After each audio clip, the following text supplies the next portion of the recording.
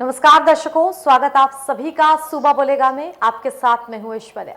आज चर्चा करेंगे कोरोना वायरस की, जिस संक्रमण की दूसरी लहर को लेकर के स्थिति इस तरह भयावह हो गई है कि अंतिम संस्कार के लिए घंटों की लंबी लाइन लग रही है। और यहाँ पर कोविड की जांच के लिए खड़े होकर के लाइन लगाने से लेकर के किस तरह मौतों का आंकड़ा बढ़ा है, उन सब के बीच में जो एक लंबी कतार होती है अलग अलग स्टेप्स की, वो ये दर्शाती है कि किस तरह की तैयारियां हुई हैं प्रशासन की तरफ से, सरकार की तरफ से। क्या इतनी भयावह दूसरी लहर के लिए हम लोग तैयार थे?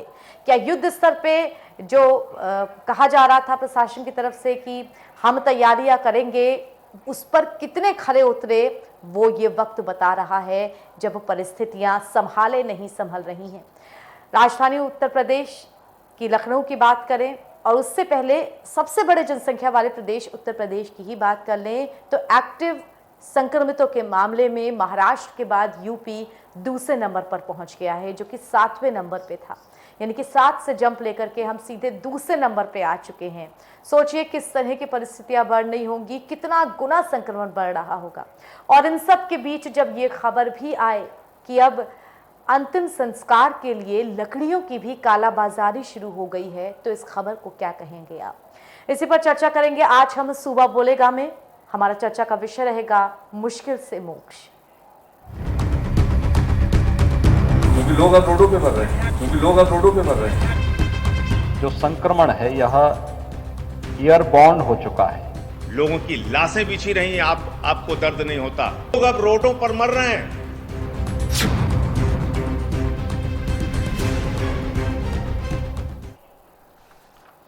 तो उत्तर प्रदेश में संक्रमण अपने चरम पर। कोविड-19 की दूसरी लहर से हिला उत्तर प्रदेश। इस तरह की खबरें जब सुनते हैं तो आम आदमी के दिल में एक भय, एक शंका जरूर आ जाती है कि क्या उसे सही इलाज मिल पाएगा, क्या वो भी कहीं लचर स्वास्थ्य व्यवस्था की भेंट तो नहीं चढ़ जाएगा। और यहाँ पर सिर्फ इलाज ना मिलने की बात नहीं हो रही है, यहाँ पर बात वो भी हो रही है कि मौतों की संख्या जिस तेजी के साथ बढ़ रही है, क्या उतनी तेजी से शवों का अंतिम संस्कार हो पा रहा है? ताजा खबरों के मुताबिक लाशों के अंतिम संस्कार के लिए घंटों की लंबी वेटिंग लग रही है। यानी कि जो कोरोना से संक्रमित होकर के अपनी जान गंवा चुके हैं, उनके परिजनों पर क्या परिस्थितियां बीत रही होंगी, इसका अंदाजा आप लगा सकते हैं। और उसके ऊपर से ये भी खबर कि लकड़ियों की भी कालाबाजारी शुरू हो गई है। एक शव के अंतिम संस्कार के लिए राजधानी लखनऊ के बैकुंठ धाम में 7,500 रुपए लिए जा रहे हैं। आप ये भी अंदाजा लगा सकते हैं कि किस तरह आपदा में अवसर ढूंढा जा रहा है यहाँ पर। इसके अलावा वैक्सीनेशन की बात कही जाती है, वैक्सीनेशन के लिए उत्सव मनाने की बात कही जाती है, लेकिन जिन जगहों पर वैक्सीन की कमी हो रही है उस जगह भरपाई के लिए क्या हो रहा है, किस तरह की परिस्थितियां बन रही हैं ये कोरोना संक्रमण की दूसरी लहर में। चर्चा करेंगे इसी पर हम। हमारे साथ मेहमानों का एक पैनल जुड़ेगा, लेकिन उससे पहले आपको अपनी विशेष रिपोर्ट दिखा देते हैं। कुछ हद तक देखा जा रहा है कि जो संक्रमण है यह एयरबॉर्न हो चुका है, यानी हवा में भी इसके लक्षण देखने को मिल रहे हैं कुछ हद तक। जांच अपनी करा नहीं सकते, हॉस्पिटल में एडमिशन करा नहीं सकते, और आपकी जान चली जाए तो अपनी लाश जला नहीं सकते। तो कैसे जंगली राज में रह रहे हैं हम लोग। उत्तर प्रदेश में कोरोना का प्रकोप जैसे जैसे बढ़ रहा है, वैसे वैसे सियासी तापमान भी ऊपर चढ़ रहा है। सरकार कोरोना से निपटने के इंतजाम गिनाने में जुटी है, तो आम आदमी पार्टी इंतजामों पर सवाल उठाकर सरकार को घेरने में जुटी है। आम आदमी पार्टी के नेता और राज्यसभा सांसद संजय सिंह ने बढ़ते कोरोना वायरस संक्रमण को लेकर मुख्यमंत्री योगी आदित्यनाथ पर एक बार फिर से हमला बोला है। अगर आप अस्पतालों में चले जाइए, लंबी कतारें लगी हुई हैं, घंटों घंटों लोगों को इंतजार करना पड़ रहा है। उनके कोरोना की जांच नहीं हो पा रही है और हॉस्पिटल से वो बीमारी लेकर आ रहे हैं, कोरोना का संक्रमण लेकर आ रहे हैं। उनके जीवन को खतरा बना हुआ है। जब वो जांच कराने जाते हैं, घंटों घंटे इंतजार करना पड़ता है। उनको बेड का इंतजाम नहीं हो पाता। कई लोग हॉस्पिटल के कॉरिडोर में मर जा रहे हैं। हॉस्पिटल के बाहर दम तोड़ दे रहे हैं, चीख रहे हैं, चिल्ला रहे हैं, ऐसे पीड़ादायक और दुखदायक दृश्य आपको लखनऊ के नर्सिंग होम्स के अंदर और सरकारी हॉस्पिटल्स में मिल जाएंगे। संजय सिंह ने कहा कि कई लोगों की फर्जी रिपोर्ट दी गई, कई लोगों ने कोरोना की जांच फर्जीवाड़े की शिकायत की। योगी आदित्यनाथ सरकार महामारी में खिलवाड़ कर रही है। संजय सिंह ने सीएम पर निशाना साधते हुए लखनऊ के डीएम का वो वीडियो भी दिखाया जिसमें डीएम अभिषेक कोरोना से लोगों के सड़कों पर मरने की बात कर रहे हैं। जब आप उसकी लाश लेकर भैंसा कुंड के सौदाह गृह में आते हैं तो वहां घंटों घंटे लाश जलाने के लिए इंतजार करना पड़ रहा है, मर रहे हैं। ये जिलाधिकारी का बयान है, उनके मुंह से सच निकल गया, क्योंकि लोग अब रोडों पे मर रहे हैं। संजय सिंह ने कोरोना से निपटने के लिए योगी सरकार के इंतजामों को नाकाफी बताते हुए दवाओं की कमी में कोविड-19 के सेंटरों और अस्पताल बंद होने की बात कही। साथ ही कहा कि जनता को मौत के मुंह में छोड़कर सीएम योगी को बंगाल चुनाव में प्राथमिकता नजर आ रही है। आप जाइए बंगाल चुनाव प्रचार करने, छोड़ दीजिए यूपी के लोगों को मरने के लिए आदित्यनाथ जी। ग्रामीण क्षेत्रों में भी बता दें, तेजी से बढ़ते कोरोना संक्रमण को देखते जहां विपक्ष हमलावर है तो सरकार भी एक्शन में है। टीम 11 के साथ अहम बैठक में मुख्यमंत्री ने संक्रमण की रफ्तार पर लगाम लगाने के लिए अफसरों को जरूरी दिशा निर्देश दिए हैं। अफसरों को फील्ड में जाने, अस्पतालों का निरीक्षण और नाइट कर्फ्यू को सख्ती से लागू करवाने का सख्त आदेश है। अफसरों को खुद फील्ड में जाकर अस्पतालों का निरीक्षण करने, अस्पतालों में दवा और बेड के किसी भी तरह की कोई कमी न हो, यह सुनिश्चित कराने का भी निर्देश है। ऐसे में सरकार पर विपक्ष के तेवर लाल हो रहे हैं। जैसे जैसे कोरोना बढ़ रहा है, विपक्ष के तीखे सवाल भी बढ़ रहे हैं। स्पेशल डेस्क के न्यूज़ इंडिया।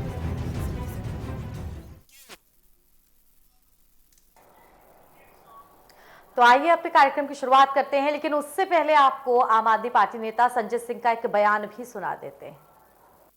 अगर आप अस्पतालों में चले जाइए, लंबी कतारें लगी हुई हैं, घंटों घंटों लोगों को इंतजार करना पड़ रहा है, उनके कोरोना की जांच नहीं हो पा रही है और हॉस्पिटल से वो बीमारी लेकर आ रहे हैं, कोरोना का संक्रमण लेकर आ रहे हैं, उनके जीवन को खतरा बना हुआ है। जब वो जांच कराने जाते हैं, घंटों घंटे इंतजार करना पड़ता है।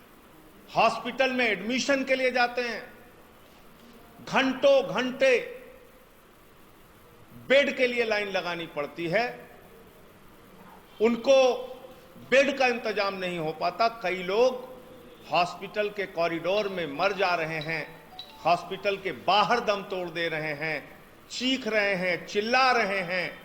ऐसे पीड़ादायक और दुखदायक दृश्य आपको लखनऊ के नर्सिंग होम्स के अंदर और सरकारी हॉस्पिटल्स में मिल जाएंगे।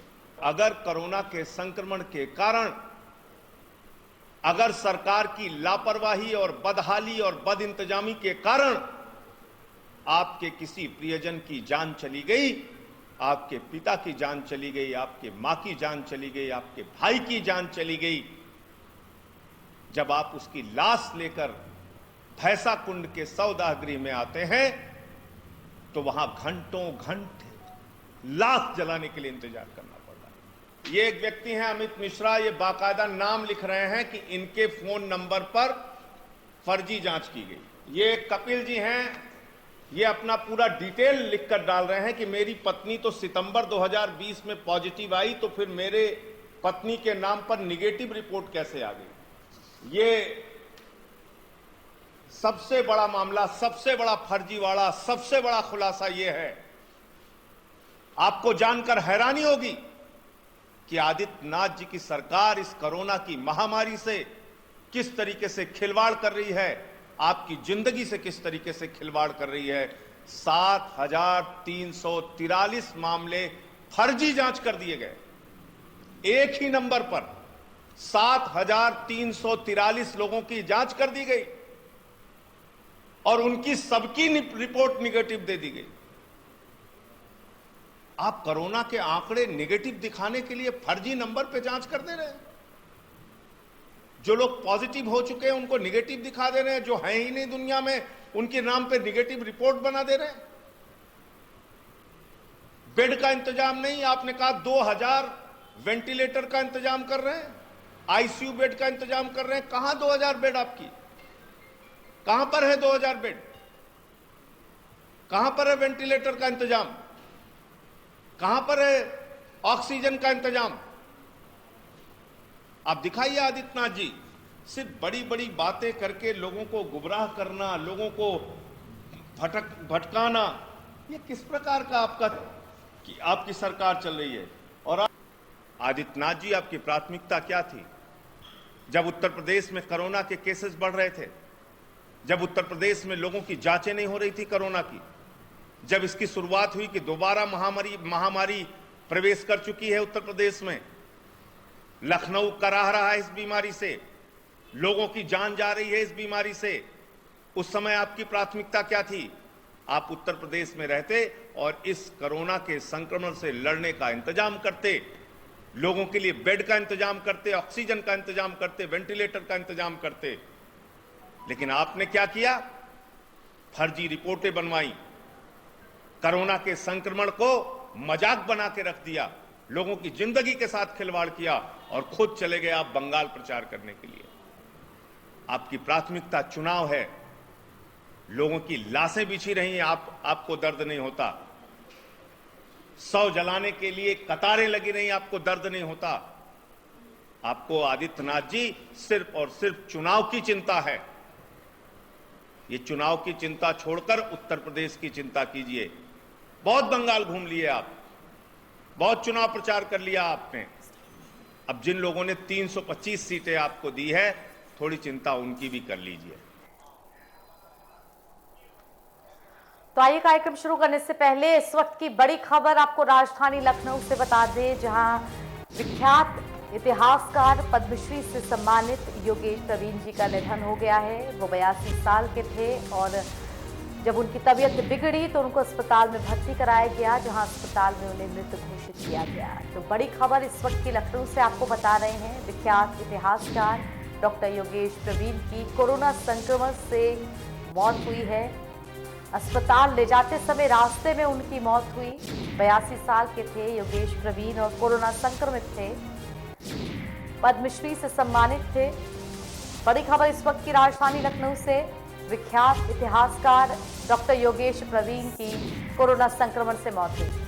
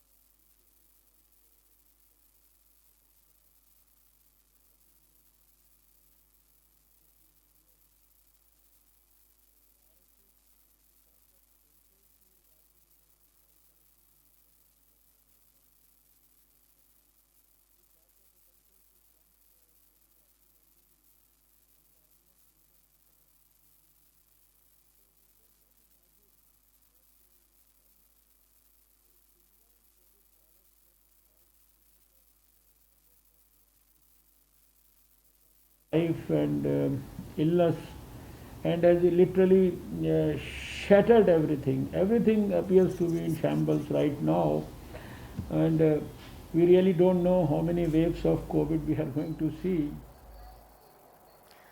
तो आइए बिना देर किए अपनी चर्चा की शुरुआत करते हैं। कोरोना वायरस को लेकर के जिस तरह भयावह स्थितियां मची हुई हैं उस पर चर्चा करना इसलिए भी ज़रूरी है। ये दूसरी लहर कितनी खतरनाक है, इससे निपटना कितना ज़रूरी है, इस चीज़ को लेकर के चर्चा इस बात पे भी होनी चाहिए कि क्या सरकार जितने दावे करती है, जितने दम भरती है, ज़मीनी स्तर पे हालातों को क्या उतना सुधार पाती है। तो बिना देर किए जो मेहमान हमारे साथ जुड़ चुके हैं उनका परिचय आपसे करा देते हैं।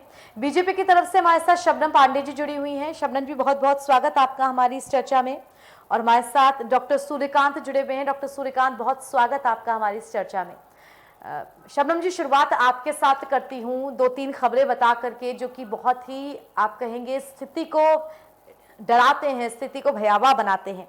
ऑक्सीजन की भारी कमी राजधानी लखनऊ में और मनमाफिक दामों पर सिलेंडर्स बिक रहे हैं, कालाबाजारी हो रही है। कब्रिस्तान की बात करें तो वहां पर 12 दिन में 180 शव आए हैं, जिस वजह से बड़ी संख्या में जमीन की कमी भी हो रही है और लोगों में पैनिक भी है। और अगर बैकुंठ धाम की बात करें, राजधानी लखनऊ का मुख्य शमशान घाट जहां पर लाशें जलाई जाती हैं, वहां पर लकड़ियों की इतनी भारी कमी कि एक दिन में 142 शव आए, जिसमें से 118 का संस्कार हो पाया और इनमें से 38 यानी कि 38 संक्रमित थे। बाकी के लिए अगले दिन की लाइन दी गई और उन लकड़ियों के लिए भी ब्लैक मार्केटिंग, कालाबाजारी, ज्यादा पैसे लेना। सोचिए आप किस तरह की परिस्थिति बन रही है। ऐसे में सरकार पे क्यों ना इस बात का सवाल उठे कि जितना दम भरती थी गवर्नमेंट की, युद्ध स्तर पे हमारी तैयारी है, हम किसी भी परिस्थितियों से लड़ने के लिए तैयार हैं। दूसरी लहर ने आकर के दिखा दिया कि हम कितने तैयार हैं। निश्चित तौर पे स्थिति बहुत ही असाधारण है, जिसकी कि किसी ने कभी सोचा भी नहीं था कि इस तरीके से सेकेंड वेव आएगा और इतनी वृहद तरीके से संक्रमण होगा और लोग संक्रमित हो जाएंगे। कहीं ना कहीं इसमें हम आपकी लापरवाही भी रही कि हमने अपने जो प्रोटोकॉल, एप्रोप्रिएट बिहेवियर है उसको अपने जीवन शैली में नहीं डाला। लेकिन सरकार ने भी अपनी पूरी कमर कस ली है। सरकार ने देखिए 950 ऐसे रास्ते हैं जिनको कि आज बैरिकेडिंग किया है ताकि वहां पे संक्रमित लोग बाहर नहीं निकल सके। सैनिटाइजेशन वृहद तरीके से, चाहे वो फायर ब्रिगेड से हो, हैंडल जो होता है उससे, हैंड हेल्ड से सैनिटाइजेशन करने का, और तमाम प्रबंध उसके लिए भी सरकार ने कर दिया ताकि रात के साथ साथ पूरे 24 घंटे ये सैनिटाइजेशन का काम शहर में चले। और निश्चित तौर पे शमशान घाट पे काफी संख्या में जब लोगों की मृत्यु होके लोग पहुंचने लगे तो वहाँ 3 हमारे पास इलेक्ट्रिक क्रिमिनेशन की जगह थी। अब हमने करीबन 80 प्लेटफॉर्म और बनाया है, वहां पे भी बनाने का सरकार ने किया और 80 प्लेटफॉर्म पे लोगों की लाशों को जलाया जाएगा। लकड़ी के भी इंतजाम सरकार ने किए, लेकिन हाँ, अगर आप कहती हैं कि इस तरीके की कालाबाजारी हो रही है तो उस पर भी सरकार की नजर रहेगी। ऐसा करने वालों पे कड़ी कार्रवाई होगी। सरकार पूरी तरीके से प्रबंध कर रही है। अस्पतालों में देखा जाए तो हमारे डॉक्टर्स 24-24 घंटे काम कर रहे हैं।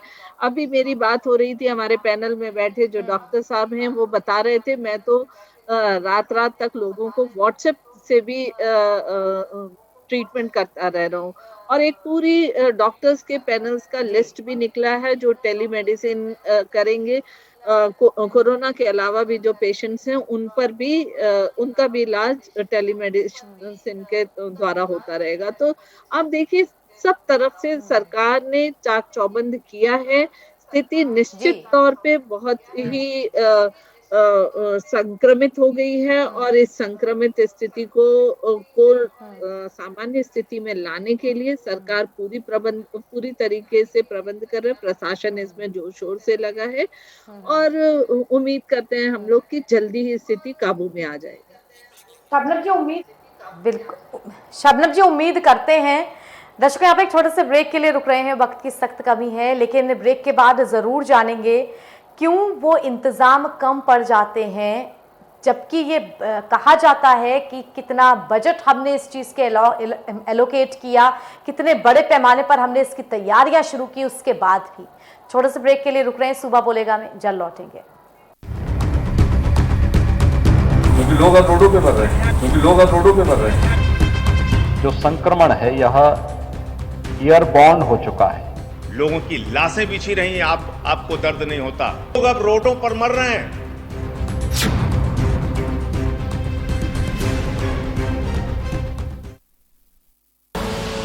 आप देख रहे हैं के न्यूज, खबरों का सारथी। वैश्विक महामारी कोरोना के खिलाफ देश की लड़ाई को आगे बढ़ाने के लिए उत्तर प्रदेश सरकार प्रभावी कदम उठा रही है। इसके लिए कॉन्टैक्ट ट्रेसिंग, टेस्टिंग तथा सर्वेलेंस की कार्रवाई की जा रही है। साथ ही संक्रमित लोगों को उचित उपचार की व्यवस्था भी सुनिश्चित की जा रही है। कोरोना को नियंत्रित करने के लिए इसके संक्रमण की चेन को तोड़ना आवश्यक है। इसके लिए सभी सम्मिलित प्रयास, जागरूकता और सावधानी अत्यंत आवश्यक है। कोरोना महामारी को नियंत्रित करने में टीकाकरण की महत्वपूर्ण भूमिका है। आदरणीय प्रधानमंत्री श्री नरेंद्र मोदी जी ने आगामी 11 अप्रैल को महात्मा ज्योतिबा फुले जी की जयंती से लेकर 14 अप्रैल 2021 को बाबा साहब डॉक्टर भीमराव अंबेडकर जी की जयंती तक टीका उत्सव मनाए जाने का आह्वान किया है। इसके तहत पूरे उत्तर प्रदेश में भी टीका उत्सव का आयोजन किया जा रहा है। सभी प्रदेशवासियों से मेरी अपील है, टीका उत्सव के दौरान लक्षित आयु वर्ग के अधिक से अधिक लोग कोविड टीकाकरण कराएं। टीकाकरण के बाद भी सावधानी जरूरी है, इसलिए सभी से अपील है कि वे सोशल डिस्टेंसिंग का पालन करते हुए पूरी सावधानी के साथ 2 गज की दूरी, मास्क है जरूरी का पालन सख्ती से करें। मुझे पूर्ण विश्वास है कि आप सभी के सम्मिलित सहयोग से हम वैश्विक महामारी कोविड-19 के खिलाफ जंग को जीतने में अवश्य सफल होंगे। जय हिंद। आप देख रहे हैं के न्यूज, खबरों का सारथी। क्योंकि लोग अब रोडों पे मर रहे हैं, क्योंकि लोग अब रोडों पे मर रहे हैं। जो संक्रमण है यह एयरबॉर्न हो चुका है। लोगों की लाशें बिछी रही, आपको दर्द नहीं होता। लोग अब रोडों पर मर रहे हैं।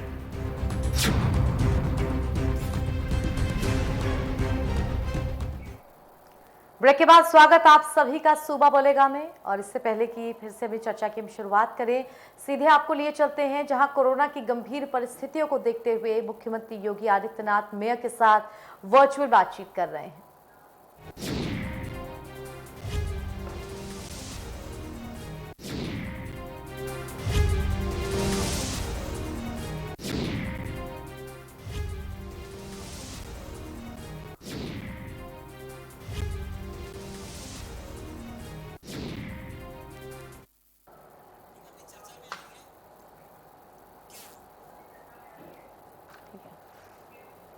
तो आइए एक बार फिर अपनी चर्चा की शुरुआत करते हैं और डॉक्टर सूर्यकांत आपके पास में आना चाहूंगी। कोविड की परिस्थितियां इतनी गंभीर हो गई कि संक्रमण कई गुना तेजी के साथ बढ़ गया। आंकड़ों की बात करें तो यूपी में 14,000 से ज्यादा संक्रमित और राजधानी लखनऊ में करीब 4,500 एक दिन के केस अगर मिलते हैं तो क्या माने, आखिर किस जगह परिस्थितियों को भाप नहीं पाए हम लोग, किस जगह पे भूल चूक हो गई? और छोटा सा उदाहरण देते हैं कि आप मान लीजिए एक भंडारा कर रहे हैं या आपने बिटिया की शादी कर रहे हैं, आपने उम्मीद कर रखी है कि 100 लोग आएंगे और अचानक 10,000 आ जाएं तो नेचुरली आपके हाथ पांव फूल जाएंगे। जी। हमारी स्थिति ये थी कि नया साल शुरू हुआ, वैक्सीन की घोषणा हुई, बहुत खुशी की खबर आई। दूसरी खुशी की खबर कोरोना ने खुद दी कि उसकी संक्रमित संख्या कम हो गई। तो होना तो चाहिए था हमें केवल आश्वस्त कि भाई कम हो रहा है, लेकिन हम हो गए अति आश्वस्त, और अति आश्वस्त से भी एक सीढ़ी ऊपर फिर हम हो गए लापरवाह। और जब हम लापरवाह हो गए, और सही बात बताऊं, आज मैं दिल की बात बता रहा हूं, हम ही लापरवाह नहीं हो गए, मतलब जनता ही लापरवाह नहीं हो गई। हमारे दिमाग में भी यही था कि कोरोना से छुटकारा मिला, पिछले साल हमें न समर वेकेशन मिली न विंटर वेकेशन मिली, लाओ फैमिली को इस बार थोड़ा सा टाइम आए, बीवी बच्चों को जरा बीवी को खुश कर लिया जाए कि इस बार हम ज्यादा टाइम देने वाले हैं आपको। हमें क्या मालूम था 21 में और सुनने को मिलेगी। तो ऐसा सबके दिमाग में ये एक बन गया कि भाई अब जो है वो कोरोना हमें नहीं डील करना पड़ेगा और वैक्सीन बिल ठीक। दूसरा, हमने जो उत्साह, जो उमंग वैक्सीनेशन में लेना चाहिए था वो भी नहीं लिया। आप देखिए, फर्स्ट फेज में हमारा टारगेट था 3 करोड़ लोगों को वैक्सीनेशन लगने का, लगा कितना? 97 लाख, नहीं लगा। दूसरा टारगेट, दूसरे चरण में टारगेट था 27 लाख, नहीं लगा।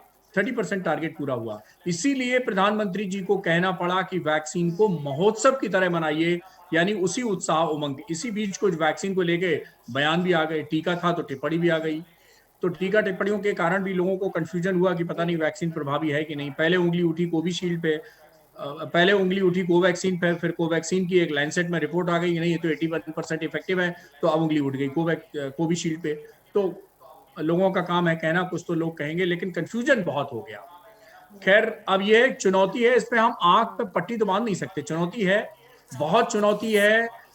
टेस्टिंग की चुनौती है, ट्रीटमेंट की चुनौती है, ऑक्सीजन की चुनौती है, वेंटिलेटर्स की चुनौती है, वेंटिलेटरी बेड्स की जरूरत है। और जो लोग भूल रहे हैं, आप मीडिया के सामने कर दूं, जो आप चर्चा नहीं शायद कर पा रहे हैं, कि देखिए चुनौती तो मैन पावर की भी है। अब हमारे केजेएमयू में इकट्ठे 42 डॉक्टर पॉजिटिव हो जाते हैं, तो वो 42 की एकदम कमी हो गई ना मैन पावर की। तो मैन पावर की भी बहुत कमी है, जिसको कोई डिस्कस नहीं कर रहा है। हमारा दर्द नहीं समझ रहा है। भाई हमारा दर्द भी इसमें जोड़ लो, ऑक्सीजन में, वेंटिलेटर में, आईसीयू बेड में, टेस्टिंग में, सब में एक मैन पावर का भी दर्द जोड़ लीजिए भाई। ये भी एक कमी है। जो पॉजिटिव हो गया वो तो आप देखिए, कम से कम 10 दिन का बेड रेस्ट, 15 दिन का बेड रेस्ट तो उसको चाहिए। तो कहां से मिलेगी मैन पावर हमें, सोचिए। तो आज जाके मजबूरन हमें डिजिटल ओपीडी चलानी पड़ रही है। पूरी टीम हमारी सुबह से लगी हुई है उस पे, इंटरनेट के थ्रू, टेलीफोन के थ्रू, ऑडियो, जो इंटरनेट पे नहीं जा सकते हैं बेचारे फोन कर रहे हैं मरीज। कोविड के भी हैं, नॉन कोविड के भी हैं। इस मौसम में सांस भी, लोग अस्थमा भी बहुत फूल जाता है, अस्थमा भी बढ़ जाता है, तो सांस के रोगी भी बहुत फोन कर रहे हैं। पूरी टीम, अब बताइए, एक टीम हमें कोविड में लगानी पड़ रही है, एक टीम नॉन कोविड में लगानी पड़ रही है, और दो नेशनल प्रोग्राम हमारे यहाँ चलते हैं, टीबी का और टोबैको का। तो टीबी के मरीज को भी हम ना नहीं कर सकते, उसको भी एंटरटेन करना पड़ रहा है। अब कहने को तो ओपीडी हमने बंद कर दी, लेकिन इमरजेंसी में सब आके सामने खड़े हो गए। हम किसको मना करते हैं कि भाई हम डॉक्टर है लेकिन आपको नहीं देखेंगे? नहीं कह सकते हम इतनी अमानवीय नहीं है, हम हो भी नहीं सकते। तो सबको एंटरटेन करना पड़ रहा है। और बिल्कुल, यानी कि डॉक्टर, भयावह परिस्थितियां हैं जो कि हम खुद आपके मुंह से सुन सकते हैं कि कितनी तकलीफ मेडिकल स्टाफ को भी हो रही है। शबनम जी, आपके पास में आऊंगी। आपने खुद जो मैंने आंकड़े गिनाए वो भी सुने, जो डॉक्टर सूर्यकांत ने कहा वो भी सुने। परिस्थितियों को भांपने में जनता नाकाफी साबित हुई, जनता उत्सव मनाने लगी, जनता निश्चिंत हो गई। लेकिन क्या सरकार भी निश्चिंत हो गई, या फिर सरकार चुनाव को अपनी ज्यादा प्राथमिकता देने लगी? क्योंकि वहां पर रैलियों में भी बड़े पैमाने पर लाखों की भीड़ इकट्ठी हुई। उत्तर प्रदेश में पंचायत चुनाव में बड़ी संख्या में भीड़ इकट्ठी हुई। तो सवाल तो उठेगा, सरकार किस तरह से लापरवाह हो गई और आखिर क्यों चुनाव को प्राथमिकता दे दी गई?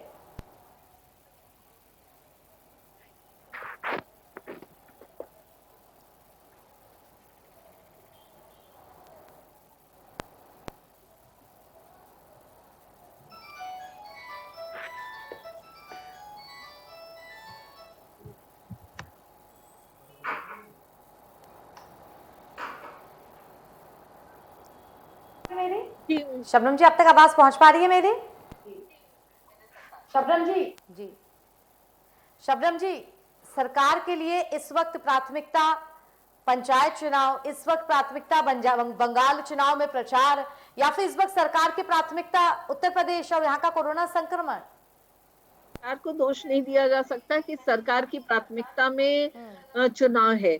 अगर सरकार की प्राथमिकता में चुनाव होता तो उत्तर प्रदेश, जो कि 24 करोड़ से ज्यादा की आबादी है, वहां पे आप प्रतिदिन 24 घंटे में 15,000 के करीब पेशेंट्स आते हैं कोरोना के। और वहीं अगर आप दिल्ली का करिए या महाराष्ट्र का करिए, दिल्ली में मात्र 2 करोड़ पॉपुलेशन और 10,000 संक्रमण 24 घंटे में होता है। अगर ये दोषारोपण कोई करता है तो वो दिल्ली में बैठ के, दिल्ली में तो केंद्र सरकार के भी अस्पताल हैं, दिल्ली सरकार के अस्पताल हैं, दिल्ली सरकार को केंद्र सरकार से बड़ी सहायता भी प्राप्त होती है, उसके बावजूद वो संक्रमण नहीं रोक पा रहे और दिन पर दिन उनके संक्रमण कई ज्यादा। अगर उनके संक्रमण के दर से देखा जाए तो यहाँ तो 1,20,000 पेशेंट होने चाहिए प्रतिदिन 24 घंटे में। लेकिन यहाँ संक्रमण रोका जा रहा है। उसके बावजूद इस बात से मैं कहीं इनकार नहीं करती कि बहुत बड़ी चुनौती है, जैसे कि हमारे सीनियर डॉक्टर साहब ने कहा कि बहुत बड़ी चुनौती है। हमारे फ्रंटलाइन वॉरियर्स जी जान से लगे हुए हैं। सरकार पूरी तरीके से हर प्रबंध करने को तैयार है। सरकार ने शकुंतला देवी हॉस्पिटल हो या बलरामपुर हॉस्पिटल हो, तमाम हॉस्पिटल्स में बेड्स भी बढ़ाने की बात कर दी है। शमशान घाट में प्लेटफॉर्म 80 के करीब मैंने आपको बताया ही, और सैनिटाइजेशन का काम कर रही है। जहाँ पे कोरोना संक्रमित लोग ज्यादा पाए जा रहे हैं वहां बैरिकेटिंग लगा के मिनी लॉकडाउन सिचुएशन भी बनाया जा रहा है। हर तरफ चौतरफा इस पर काम चल रहा है और निश्चित तौर पे इस संक्रमण पे कंट्रोल होगा, क्योंकि प्रशासन, सरकार सब एकजुट होके, और यहाँ तक जनता भी अब धीरे धीरे सजग हो रही है। जनता को भी समझ आ रहा है कि हमें अब प्रोटोकॉल के जो कोरोना के हैं उसे फॉलो करना चाहिए। ठीक है शबनम जी, बिल्कुल जनता को अपनी जिम्मेदारी निभानी चाहिए, और एक दर्शक ही यानी कि जनता ही हमारे साथ सुबह बोलेगा में जुड़ी है। देहरादून से अजय जी हमारे साथ हैं। अजय जी स्वागत सुबह बोलेगा में, अपनी राय रखिए। हाँ मैडम मुझे डॉक्टर सूर्यकांत जी से सवाल है एक मेरा।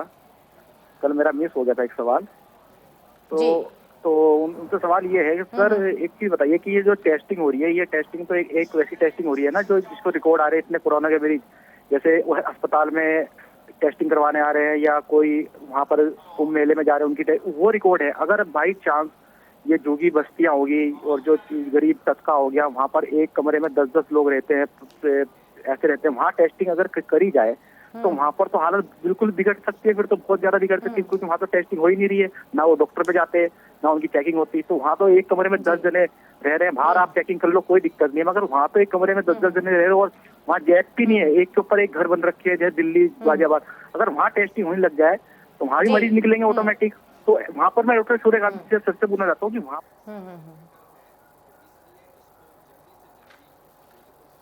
बिल्कुल धन्यवाद आपका हमारे साथ जुड़ने के लिए अजय। डॉक्टर सूर्यकांत एक बार फिर से आपके पास में आऊंगी।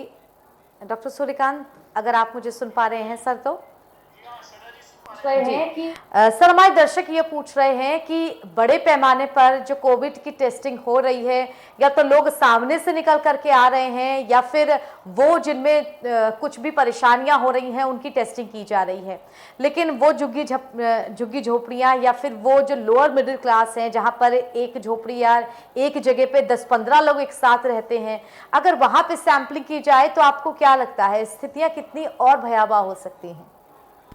कि फोकस टेस्टिंग, इस फोकस टेस्टिंग का कॉन्सेप्ट पिछले साल जब मुझे भेजा था सरकार ने आगरा में आपको याद होगा अप्रैल में बहुत संख्या बढ़ी थी, तो वहां पे एक इंडेक्स केस मैंने देखा था कि एक सब्जी वाला जो है उससे पूरी कॉलोनी में जाता था, 3-4 हजार लोगों की कॉलोनी थी, और उस कॉलोनी में अचानक केसेस आने शुरू किए, और जब अचानक केसेस आने शुरू हुए तो लोगों ने कहा ऐसा इस कॉलोनी में क्या हो गया आगरा में जो इतने केसेस आ रहे हैं।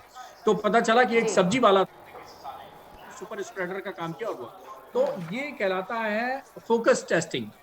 और उसी समय मैंने रिकमेंड किया था कि जितने वेंडर्स हैं, शॉपकीपर्स हैं, ये मॉल में जो सिक्योरिटी गार्ड्स हैं, इन जो मतलब कॉमन एंट्रेंस पे लोग रहते हैं या जिनका एक्सपोजर जनता से ज्यादा है, 100 या 100 लोगों से ज्यादा रहता है रोज का, उनकी प्रायोरिटी टेस्टिंग होनी चाहिए, उनकी फोकस टेस्टिंग होनी चाहिए। आप बिल्कुल ठीक बात कह रही हैं। हमारी जो अभी तक पॉलिसी ये है कि एक कॉन्टैक्ट हो तो उसके कम से कम पॉजिटिव। ठीक है आपको सूर्यकांत जी आपको रोकना चाहूंगी। सीएम योगी आदित्यनाथ खुद कुछ कह रहे हैं, आइए वो सुन लेते हैं।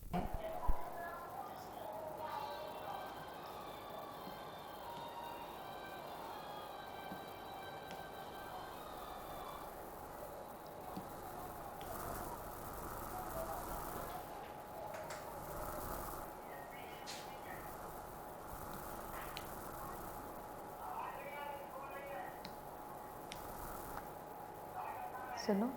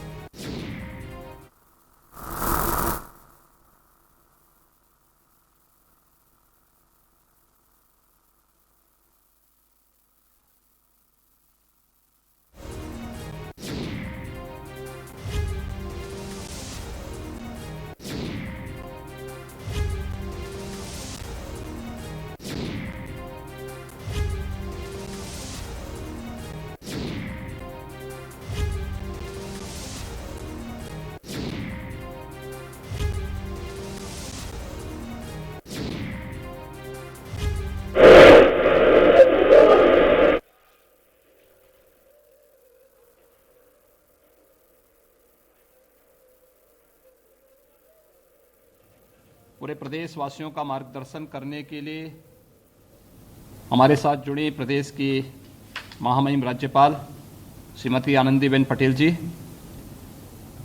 प्रदेश में मेरे सहयोगी मंत्री नगर विकास मंत्री श्री आशुतोष टंडन जी, प्रदेश के मुख्य सचिव तथा अन्य अधिकारीगण, सभी प्रदेश के महापौर, नगरपालिका और नगर पंचायतों के अध्यक्षगण, सभी पार्षदगण और भाइयों बहनों, वैश्विक महामारी कोरोना के खिलाफ देश की लड़ाई को मजबूती से आगे बढ़ाने के लिए आदरणीय प्रधानमंत्री मोदी जी के नेतृत्व में विगत 1 वर्ष से ये लड़ाई सफलतापूर्वक आगे बढ़ रही है। भारत की इस लड़ाई को विजयी बनाने में यूपी की बड़ी भूमिका हो सकती है और मुझे प्रसन्नता है कि आदरणीय प्रधानमंत्री जी के मार्गदर्शन में उत्तर प्रदेश ने अपनी भूमिका को अब तक कुशलतापूर्वक निर्वहन किया है। लेकिन इस सब के बावजूद कोरोना की जो दूसरी लहर आई है, या पहले से ज़्यादा तीव्र और ज़्यादा खतरनाक स्थिति इसमें देखने को मिल रही है। आपके सामने विगत 1 वर्ष के देश और दुनिया के प्रेजेंटेशन को प्रस्तुत किया गया। देश के अंदर उत्तर प्रदेश ने क्या उपलब्धियां हासिल की थी, हमारे सामने क्या चुनौतियां हैं, इन सब को लेकर के अभी अपर मुख्य सचिव स्वास्थ्य ने आपके सामने एक प्रस्तुतिकरण भी प्रस्तुत किया। लेकिन ये लड़ाई केवल सरकार की लड़ाई नहीं है, ये लड़ाई आम नागरिक की है, मानवता को बचाने की लड़ाई है। और हमारा सौभाग्य है कि प्रधानमंत्री मोदी जी का एक नेतृत्व, यशस्वी नेतृत्व हम सबको प्राप्त हो रहा है। इसलिए इसमें हर एक स्तर के जनप्रतिनिधियों की भूमिका और उनकी सक्रिय योगदान अत्यंत महत्वपूर्ण है। लेकिन सेकंड स्टैंड में हमें सबसे पहले बचाव पर ध्यान देना होगा। स्वयं का बचाव करते हुए अगर हम अन्यों के बचाव के लिए उपाय कर सकेंगे तो मानवता की बहुत बड़ी सेवा होगी। इसी तरह से मेरा आप सबसे अपील होगा कि सबसे पहले हम कोरोना का जो प्रोटोकॉल है इसका पालन करें, अनिवार्य रूप से पालन करें, क्योंकि कल से और परसों से कुछ पर्व और त्यौहार आ रहे हैं। कल से वासंतिक नवरात्रि आ रही है। वासंतिक नवरात्रि में देवी मंदिरों में भीड़ होती है, जागरण के कार्यक्रम होते हैं, रामनवमी का आयोजन होता है और भी कार्यक्रम होते हैं। परसों से रमजान का कार्यक्रम भी है। ये सभी जो आयोजन होंगे, हर हाल में भीड़ से बचना, कोविड-19 के प्रोटोकॉल का पालन करना, धर्मस्थलों पर जो निर्धारित संख्या है उससे ज्यादा एक समय में न जाए, भीड़ भाड़ न हो, और जो भी शासन ने पहले से व्यवस्था दी है उसका पालन अगर हम कर पाएंगे और उसमें योगदान दे पाएंगे तो एक अच्छी स्थिति होगी। नगरीय क्षेत्रों में संक्रमण ज्यादा है और इसलिए आप सभी नगर निकायों से जुड़े हुए महापौर, चेयरमैन, पार्षदों की भूमिका बड़ी महत्वपूर्ण होगी। कंटेनमेंट जोन, आप सब जानते हैं इस समय पंचायत चुनाव भी चल रहे हैं और प्रशासन और हमारी पुलिस ज्यादातर पंचायत चुनाव में व्यस्त है। इसलिए मेरा आपसे आग्रह होगा कि नगरीय क्षेत्रों में जहां पर भी कंटेनमेंट जोन बने हैं, ये वे क्षेत्र हैं जहां पे संक्रमण ज्यादा है। कंटेनमेंट जोन को सफलतापूर्वक लागू करने के लिए सिविल डिफेंस, एनसीसी, एनएसएस या फिर स्वयंसेवी संगठनों की जो भूमिका है, पार्षद आदि भी इसमें योगदान दे सकते हैं। स्वयं का बचाव करते हुए मास्क और ग्लव्स का इस्तेमाल करते हुए इन कार्यक्रमों को आगे बढ़ाना, निगरानी समितियों को सक्रिय करते हुए प्रत्येक निगरानी समिति के पास infrared thermometer, pulse oximeter, sanitiser देकर के लोगों में एक अवेयरनेस पैदा करना, बाहर से आने वाले सभी जो भी लोग हैं या जो संक्रमित हैं उनका कॉन्टैक्ट ट्रेसिंग और फिर उनका 100% टेस्टिंग की दिशा में उसको आगे बढ़ाने की कार्रवाई करना, स्वच्छता और सैनिटाइजेशन को तेजी के साथ आगे बढ़ाने में योगदान देना, जिसमें सोडियम हाइपोक्लोराइड घोल के सैनिटाइजेशन के साथ ही ब्लीचिंग पाउडर, मेलाथियान डस्ट, चूना आदि के छिड़काव की कार्रवाई को तेजी के साथ आगे बढ़ाना, क्योंकि ये केवल हमारे लिए कोरोना के संक्रमण को ही रोकने के लिए नहीं योगदान देगा, बल्कि बरसात में डेंगू, इंसेफ्लाइटिस, मलेरिया और अन्य विषाणु जनित तमाम उन रोगों से भी बचाव में इसकी बड़ी भूमिका होती है। हम अभी से इस कार्य योजना को लेकर के आगे बढ़ेंगे तो इसका बहुत बड़ा कार्य हो सकता है। शुद्ध पेयजल और स्ट्रीट लाइट की व्यवस्था को दुरुस्त रखना, इसके साथ ही मास्क, सोशल डिस्टेंसिंग और ग्लव्स के इस्तेमाल के लिए लोगों को प्रेरित करना। हर एक जनपद में प्रदेश सरकार ने स्थानीय प्रशासन को integrated Covid command control centre बनाने के लिए निर्देश दिए थे और ये सभी जनपदों में सक्रिय है। नगर निगम जितने, इन सभी नगर निगमों के दायरे में है और ज्यादातर हम लोगों ने स्मार्ट सिटी मिशन के अंतर्गत जो ITMS बने थे उन्हीं को हम लोगों ने कमांड एंड कंट्रोल सेंटर के रूप में इसको इस्तेमाल कर रहे हैं, उसको आगे बढ़ा रहे हैं। वह अच्छे ढंग से काम कर सकें, इस दिशा से एक बड़ी भूमिका आप सबकी इसके साथ हो सकती है। Bus station, railway station, airports में जानकारी रखना, प्रशासन के साथ सहयोगी बनना, वहां पे infrared thermometer, pulse oximeter, sanitiser की व्यवस्था के साथ ही वहां पर एंटीजन टेस्ट की व्यवस्था भी की जा सके। प्रदेश सरकार हर एक स्तर पर कोरोना के खिलाफ इस लड़ाई को मजबूती के साथ लड़ने के लिए तत्पर है। आप सबकी सहभागिता इस लड़ाई को कई गुना आगे बढ़ाने में योगदान दे सकता है। आप सब जान रहे हैं, कल से यानी 11 अप्रैल से 14 अप्रैल तक टीका उत्सव का एक विशेष आयोजन पूरे प्रदेश और पूरे देश के अंदर चल रहा है। कल 11 अप्रैल को महात्मा ज्योतिबा फुले की जयंती थी। महात्मा ज्योतिबा फुले जी की जयंती से बाबा साहब डॉक्टर भीमराव अंबेडकर जी की जयंती तक ये 4 दिवसीय टीका उत्सव के कार्यक्रम में कल प्रदेश में 3 लाख से अधिक टीका एक ही दिन में लगे हैं। और मैं अपील करूंगा कि कल 6000 सेंटर में टीकाकरण हुआ है। आने वाले समय में हम प्रयास कर रहे हैं कल और परसों 8000 केंद्रों में टीकाकरण का एक कार्यक्रम चले। पब्लिक अवेयरनेस, जिसको पहला टीका लगा लिया है वे निर्धारित समय में दूसरा डोज भी ले लें। जिन्होंने अभी तक 45 वर्ष की उम्र के जितने भी लोग हैं जिन्हें अब तक टीका नहीं लगा है वे टीका लगा लें और इसमें आप योगदान दे सकें। जितने भी सेंटर हैं वहां पे पहले से रजिस्ट्रेशन करवाना और फिर उतने ही लोगों को बुलाना जितना लोगों को टीका लगना है, जिससे वेस्टेज बच सके। वेस्टेज को बचाने में भी योगदान देना। जो निर्धारित प्रक्रिया है उसका अगर हम पालन करते हैं तो ये मानवता की एक बहुत बड़ी सेवा होगी। प्रसन्नता है कि मैंने आज यहाँ पे 6 नगर निकायों के साथ संवाद बनाया और महामहिम राज्यपाल जी के उपस्थिति में यह संवाद इसलिए भी महत्वपूर्ण था क्योंकि वे प्रदेश के अभिभावक हैं, प्रदेश की प्रथम नागरिक हैं।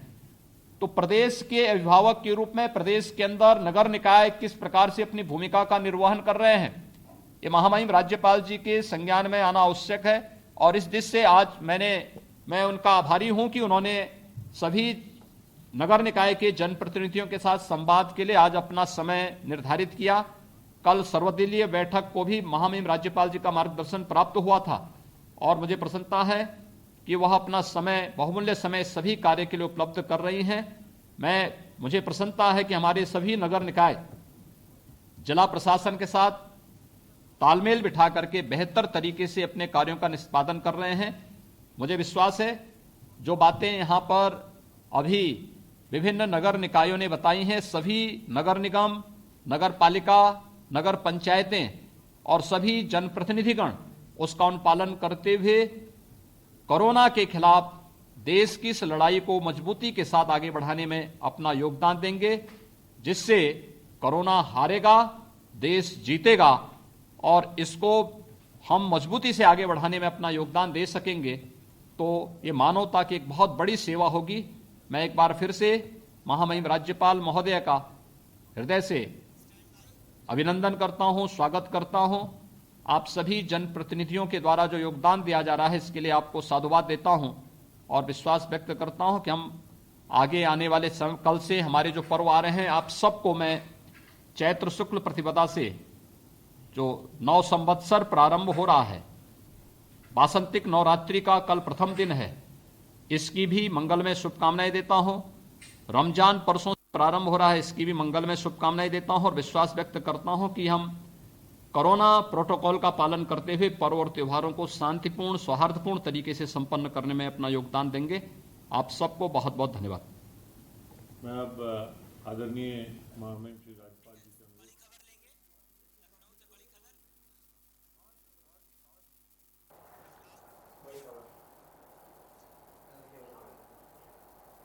तो सीएम योगी वर्चुअल मीटिंग ले रहे थे वो निगम निकाय अध्यक्षों के साथ। और बड़ी खबर इस वक्त की आपको बता दें राजधानी लखनऊ से, कोविड-19 को लेकर के बड़ी खबर इस वक्त की राजधानी लखनऊ से आपको बता दें, जहां अंतिम संस्कार के लिए लकड़ियों की भी कालाबाजारी हो रही है।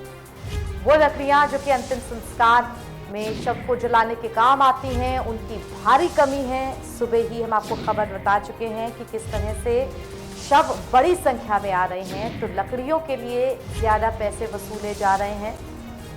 बाहर से लकड़ियां मंगवाने के लिए वसूले जा रहे हैं पैसे।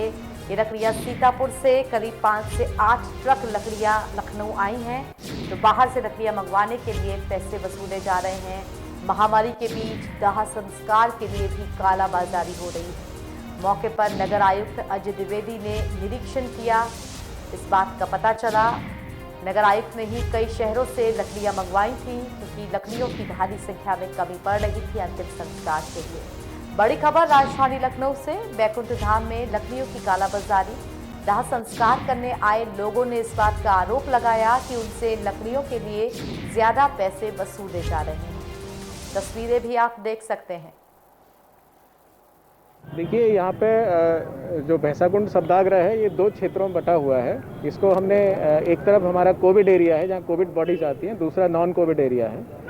कोविड एरियाज़ में जो है 50 प्लेटफॉर्म जो है बना दिए गए हैं और रात को ही जो चिता है उसको तैयार कर दिया जाता है, ताकि सुबह जब भी बॉडी आए तो उसका तुरंत जो है उसका दाह संस्कार हो जाए, क्रेमेशन हो जाए। तो उसके चलते जो है आप ये देख रहे हैं कोई भी यहाँ क्यू नहीं है। जो भी बॉडी कोविड बॉडी आती है उसको तुरंत जो है उसका दाह संस्कार कर दिया जाता है। यहाँ पे साफ़ सफाई, पीने की व्यवस्था इत्यादि के भी इंतजाम कर दिए गए हैं। इसके अलावा 5 और इलेक्ट्रिक क्रेमेटोरियम जो है प्रोक्योर किए जा रहे हैं, ताकि इलेक्ट्रिक माध्यम से भी जो है क्रेमेशन जो है हो सके। दूसरा क्षेत्र यहाँ पे है जहाँ पे नॉन कोविड बॉडीज़ आती हैं, तो उस क्षेत्र को में भी जो है लकड़ियाँ पर्याप्त हैं और लकड़ियाँ मंगाई जा रही हैं और कहीं कोई ऐसी जो है समस्या यहाँ नहीं है। तो जो यहाँ पे लोग आ रहे हैं उनका आरोप है कि यहाँ पे लकड़ी के लिए ज़्यादा पैसे वसूले जा रहे हैं। देखिए, कोविड एरिया में लकड़ियाँ जो है फ्री ऑफ कॉस्ट जो है मुफ्त उपलब्ध कराई जा रही हैं नगर निगम की ओर से। तो एक बार फिर से डॉक्टर सूर्यकांत आपके पास में आऊंगी अपने आखिरी सवाल को लेकर के। जिस तरह से स्थितियां बहुत खतरनाक हो रही हैं, लखनऊ में संक्रमण तेजी के साथ बढ़ रहा है, आम जनता को इस वक्त क्या प्रिकॉशन रखने की जरूरत है, क्योंकि बाहर भी निकलना पड़ेगा अपनी रोजी रोटी को लेकर के और संक्रमण से बचना भी है, तो आम जनता को क्या सावधानियां रखनी पड़ेंगी इस वक्त? सबसे खूबसूरत जगह इस समय है वो हमारा घर है। सबसे खूबसूरत जो लोग हैं वो हमारे परिवार के सदस्य हैं। तो अपने घर के अंदर रहना है, अपने परिवार के अंदर रहना है, अपने घर के अंदर बुजुर्गों की सेवा करनी है, उनको वक्त पर दवाई देनी है जिनका इलाज चल रहा है, जो पहले से बीमार हैं, और बच्चों को भी घर के अंदर रखना है क्योंकि स्कूल वगैरह बंद हैं। केवल वो व्यक्ति, जैसा कि 50% अटेंडेंस ऑफिसेज में की गई है, तो जब जिनको बहुत जरूरी है, मतलब आजीविका चलाने के लिए या अपनी ड्यूटी करने के लिए जिनको जरूरी है, केवल वो घर से बाहर जाएं।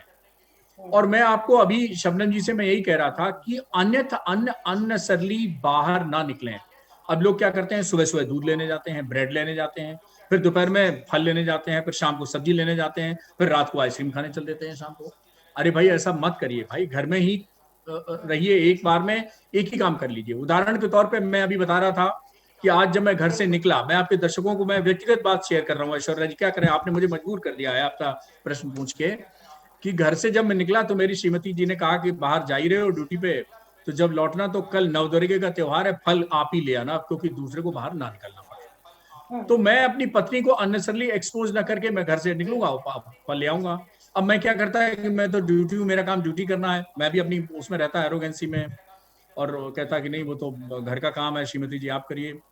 तो वो अननेसेसरली उनको एक्सपोजर बाहर का। इसीलिए मेरा सबसे विनम्र निवेदन है समाज के लोगों से कि कृपया जो कोविड एप्रोप्रिएट बिहेवियर है उसको अपनाने की जरूरत है। हमने उसी को छोड़ा था और उसी के कारण हमें ये दिन देखने पड़ रहे हैं, हमें फिर उसको अपनाना पड़ेगा। और 2 चीजों की बात मैं अक्सर कहता हूँ एक है सोशल वैक्सीन, मैंने नाम दिया है, और एक है बायोलॉजिकल वैक्सीन। बायोलॉजिकल वैक्सीन यानी जो कोविशील्ड और कोवैक्सीन, 2 वैक्सीन हमारे आई हैं, दोनों स्वदेशी वैक्सीन है। हाँ, आपके दर्शकों को मैं साझा कर दूं, आज एक वैक्सीन का अप्रूवल और मिल गया है, वो भी सुलभ वैक्सीन हो जाएगी जल्दी ही। उसका नाम है स्पुतनिक 5, रशिया की वैक्सीन है, हमारे देश में उसको अप्रूव कर दिया गया है। तो अब 1 नहीं, 2 नहीं, 3 वैक्सीन आपके लिए उपलब्ध है। तो बहुत जल्दी से, तेजी से विस्तार होगा टीकाकरण का। हमें लगता है बिल्कुल सही मुहूर्त छांट के प्रधानमंत्री जी ने जो है वो टीको उत्सव की बात की है। अभी कल से ही टीका उत्सव की बात की और देखिए आज नई वैक्सीन और आ गई, तो वो भी एक सामने वाली आ गई। एक खुशखबरी दूसरी बात मैं कह रहा था, सोशल वैक्सीन और बायोलॉजिकल। तो ये बायोलॉजिकल वैक्सीन है यानी जो आपके अंदर इम्यूनिटी पैदा करती है। सोशल वैक्सीन यानी कि आपका व्यवहार, यानी मिलने पे मेरे 4 कंपोनेंट हैं, बाकी 3 होंगे, लेकिन मेरे डॉक्टर सूर्यकांत के 4 कंपोनेंट हैं। मिलने पर नमस्ते करिए। अभी भी लोग उत्साह में ऐसे, अरे कहां से भाई अंग्रेजों ने दिया आपको, बिल्कुल ये ग्रीटिंग हमारी नहीं है, हमारी भारतीय संस्कारों में नहीं है। हमारी भारतीय संस्कार में नमस्कार है और बहुत हाइजीनिक है। कृपया इसको बनाए रखिए। कोरोना ही नहीं, कोई भी रोना भविष्य में आएगा सुरक्षित रखेगा। नमस्ते। बिल्कुल बिल्कुल बिल्कुल। थैंक यू सो मच हमारे साथ जुड़ने के लिए डॉक्टर सूर्यकांत। आपको भी हमारी तरफ से धन्यवाद। शबनम पांडे जी, आपका भी बहुत शुक्रिया हमारे साथ जुड़ने के लिए। इसी के साथ दर्शकों, सूबा बोलेगा में फिलहाल इतना ही, लेकिन जितने भी इंस्ट्रक्शंस डॉक्टर सूर्यकांत की तरफ से दिए गए हैं उन्हें ज़रूर पालन करिए। सोशल वैक्सीन की भी बहुत ज़्यादा ज़रूरत हम सबको है। फिलहाल के न्यूज़ से इजाज़त। देश दुनिया की तमाम खबरों के लिए के न्यूज़ के साथ जुड़े रहिए।